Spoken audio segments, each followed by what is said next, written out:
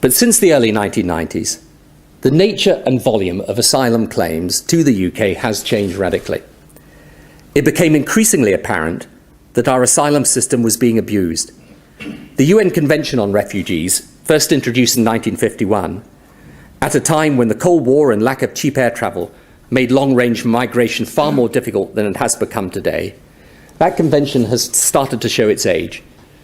Significant numbers of economic migrants have been arriving in the UK, destroying their documentation, and then trying to claim asylum, often by pretending to be from a different country to that from which they've actually come.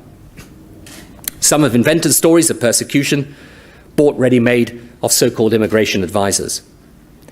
In doing so, they were undermining the integrity of our asylum system and making life far harder for the genuine refugees who really needed our help. The new legislation on asylum will tighten up further still, overhauling the appeal system, which allowed unfounded applicants to play the system for months on end, and clamping down on those who destroy their documents and create a new and fraudulent identity in order to claim asylum. So our strategy against illegal immigration aims to strengthen our borders and prevent abuse by those who enter the UK legitimately, but then attempt to stay on illegally. Our borders are actually now more secure than they have ever been. 100% of freight is now searched for clandestines as it passes through Calais. A new agreement with France allows us to screen passengers before they leave France, resulting, for example, in almost 10,000 people being turned back at Calais last year.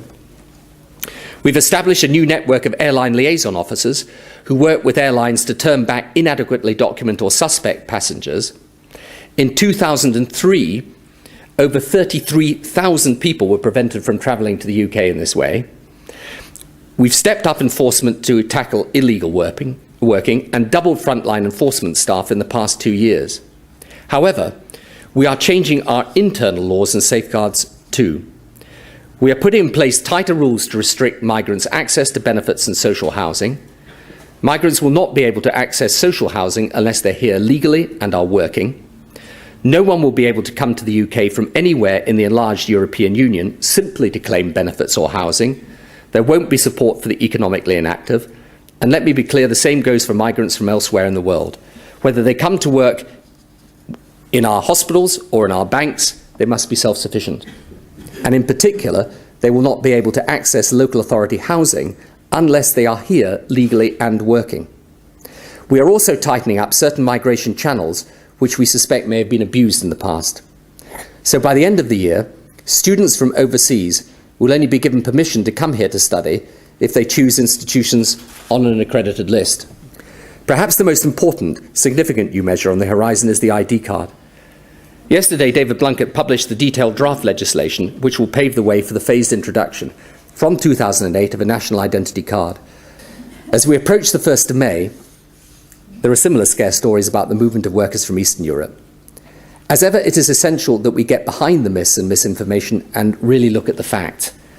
From the 1st of May, people from the 10 accession countries will be able to travel freely and to take up self-employment opportunities in every member country of the EU, not just in the UK. No country will be able to turn back residents of Poland or Lithuania or any other accession country at their borders. And in this respect, Britain is no different from any of our European neighbours. In practice also, thousands of workers from Eastern Europe, around 100,000 of them, are already living, working and studying perfectly legally here in Britain.